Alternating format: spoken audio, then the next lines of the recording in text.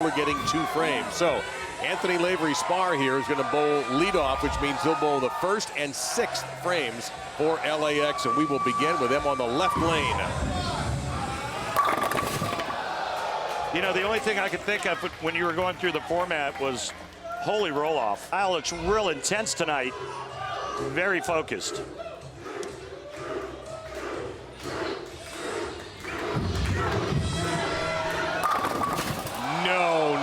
No, not a stiff 9. You win the second game, you win 2-0, you won a round. You got to win 2 rounds. And it gets more complicated after that. And Buttriff will get a tap! The no-tap tournament ended. Well, he's playing pretty deep, too. He's almost in the 3rd arrow. And watch this pin action here. Off the sidewall, a little nosedive into the ankle of the 3-pin. What kind of shape will he give us tonight?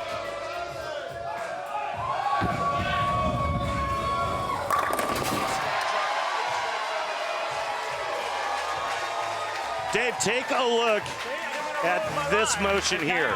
Now, no one has thrown more strikes than Wes Malott. You notice these no spares. A couple of those open frames were little touch-ups in the 10th frames when things were decided. So he, too, has been utterly brilliant. That's his 10th strike. Wes Malott. Remember last time up for Kyle, he left that ugly 9-pin.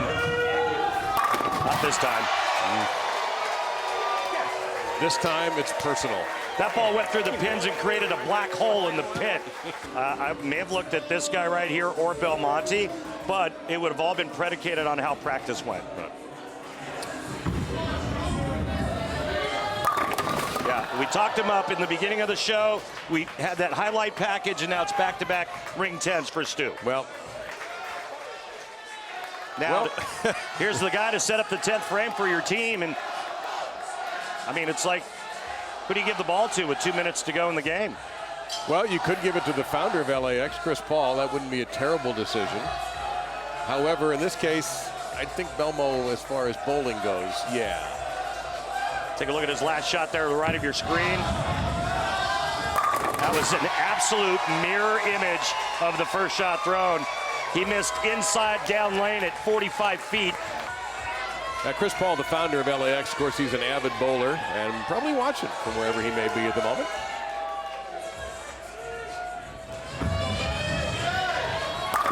Ooh, little kiss on that 7. Little late kick, and now no matter what LAX does in the 10th frame, they cannot shut out the Lumberjacks. Max score 238 for Dick Allen and his squad. 249 for Portland.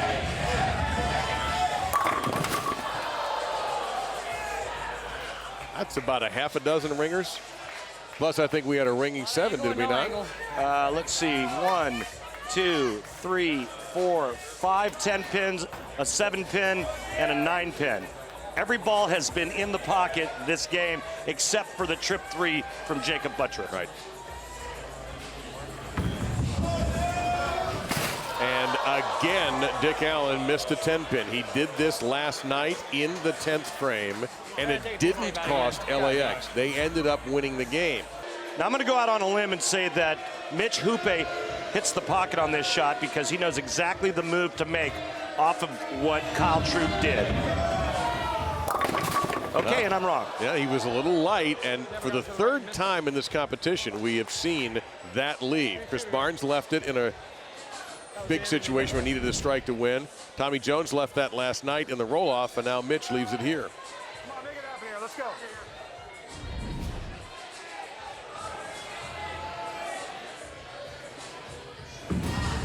Going for it, missed it. Not even close. I'm going to go with youth in this battle. Need a strike badly. Oh!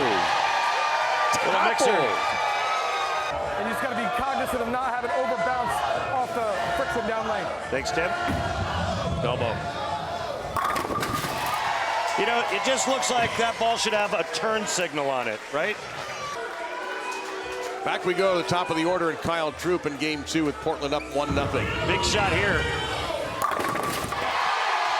Right back in it. Oh, this is double picker. No, it's an autographed pick. Oh, let's go,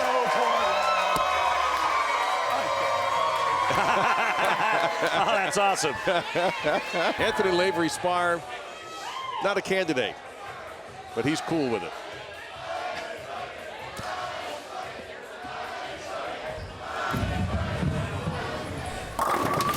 That messenger, no, never going to get there. Twin brother Sean also bowls on the PBA Tour. Hang on. That's a huge mistake. And now Prather, ball change for him. Oh, is he overdue for something other than a ringing 10? Be a good time to strike right here.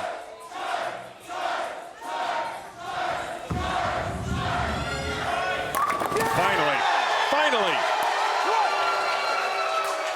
Ball change successful. Remember, they open the first and second frames, Dave. 224 for Portland. Jason, one of 3 guys you'd have to consider for that Chris Schenkel Award for PBA Player of the Year.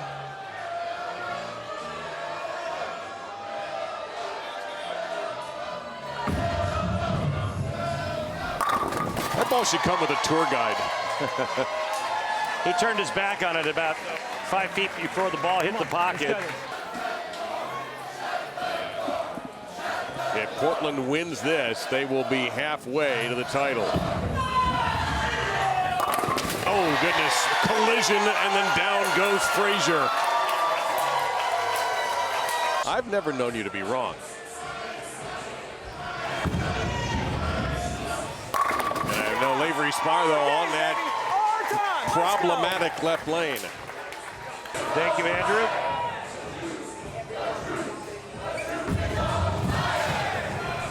The Troop is on fire. Look at the rev rate, a blistering 539. I think Tim Mack is counseling him on another ball change. And here's Stu.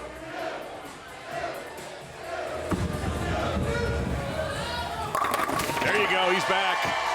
Finally, Stu catches a hit. Come on. He just got a little too steep in the front of the lane. So we're going to go back to that ball that he used on the left lane. This one and the Fox Sports app as we watch the angle. And the strike. See how much straighter that is? Yes. And Chris can play anywhere he wants. He can do anything to a bowling ball.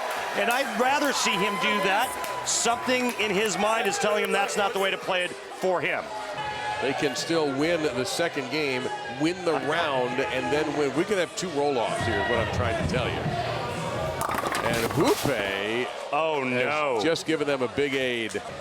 They counseled him to go for the count, so he'll try to take out the 2-8 he did. All right, what does Belmo have to do here? Well, Belmo has to strike out to force Wes Malott to get the first strike and count in the 10th frame.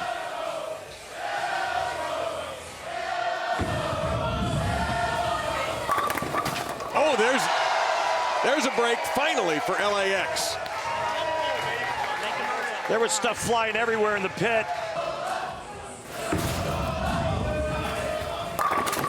And they didn't double again. Any mark will do. Well, Wes Malott's been in this position a bunch of times. You need a mark at 8 to knock down game 1 and put Portland on the precipice of their first Elias Cup.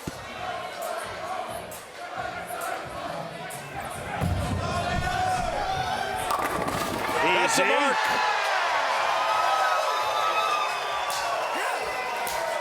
You got one, I got one. Now, Mitch Hoope's last go-around on the right lane didn't go well. He left a 2-8-10. That's how you come back. And that's how you stack 2 strikes together.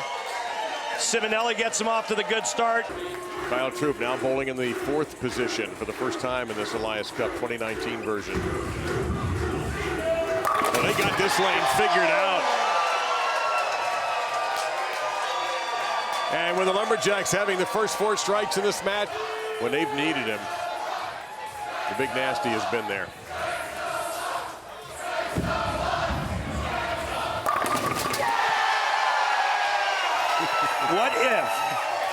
What if they close this thing out in style? Yeah.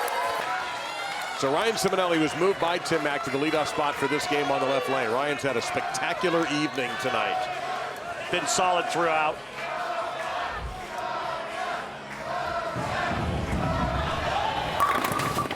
Now the 300 is over. Must-strike situation here for Anthony Lavery-Spar.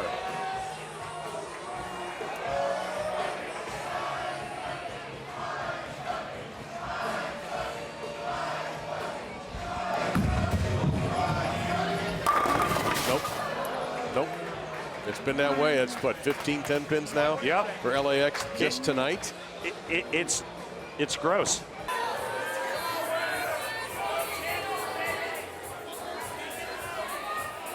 It's not official, Randy, but if I had a vote, that guy has to be the MVP. He did it again. And you can take the Elias Cup on a parade down 4th Street.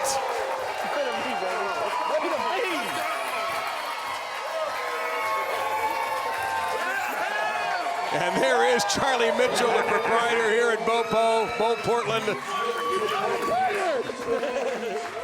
The hometown team has done it. The first title for the Portland Lumberjacks. They began their life as the Pittsburgh franchise. And then the love in Portland was so strong that the team was renamed the Portland Lumberjacks, and they finally have the title.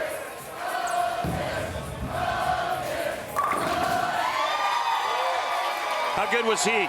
Utterly magnificent. I mean, I've got to believe he's going to be the MVP. He's my MVP vote. Yeah. Did everything he had to do and just was so good in the 10th. He was the perfect anchor man. Yeah. I mean, we saw others do very well. Tommy Jones with Dallas, but this guy was. And wasn't it interesting that night one, he anchors game one, and then they go over to the left lane? Yep. And they move him out of that anchor position. Yeah, they moved Ryan Simonelli in. For one game. For one game. And that was all she wrote. Yeah.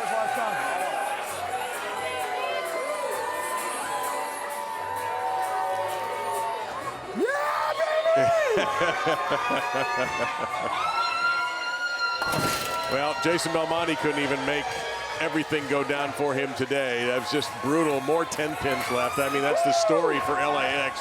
Watching the top player in the world have to shoot a 10 pin. It's over.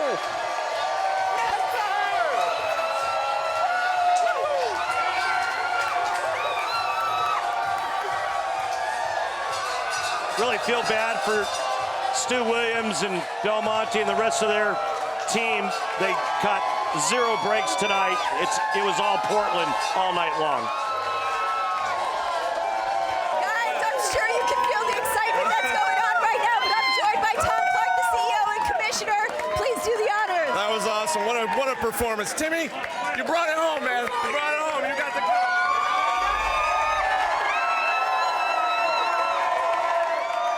Tim Mack is hoisting that trophy. He's passing it around. Tim, it's been 7 years that you've been manager. This Portland town is showing you love and how much they appreciate it. You guys finally have it. Put this night into words. Amazing moment. I can't be more proud of my guys. Just in a surreal moment that we're experiencing right now. Charlie Mitchell, Bayside Bowl. Everybody here in Portland has been so fantastic. We finally able to bring home the championship to Portland that they so much desire. I can't thank so many people to thank. Go Bowling, Fox Sports, you guys are awesome. Oh my God, what a moment. We loved it. You guys put on an amazing show tonight, but right now, I'd like to start out with giving that MVP. Would you please do the honors, Mark Robb? Hometown favorite team, Lumberjacks, goes to Strike a Lot, West Malott. And 2019 MVP, Mark Roth.